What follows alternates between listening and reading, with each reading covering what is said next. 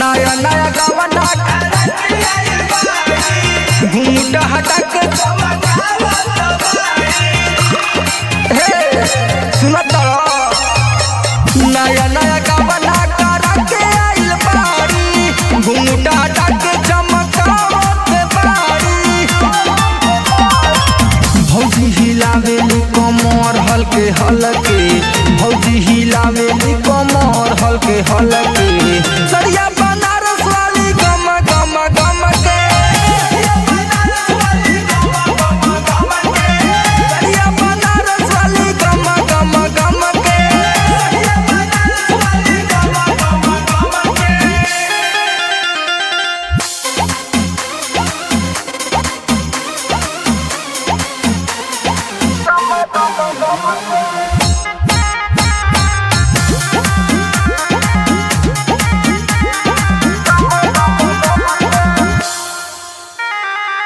सुरहु सिंगार के पेन्ही के पायल लहुरा देवरवन के करेली घायल चढ़ल जवानी कर जहर बजहमा आइल बारी तब से हुलहर बलहमा कौशल बदनिया इनकर पानी नियन छलके कौशल बदनिया इनकर पानी नियन छलके सरिया बनारस वाली गम गम गम के सरिया बनारस वाली गम गम गम के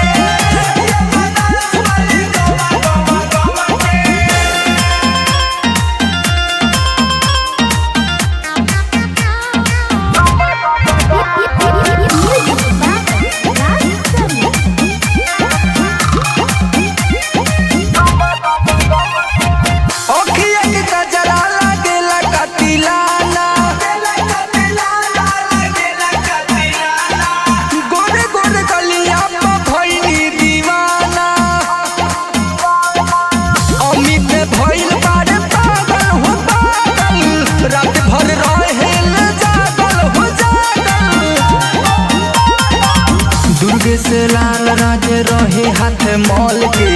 दुर्गे से लाल राजे रहे हाथ मॉल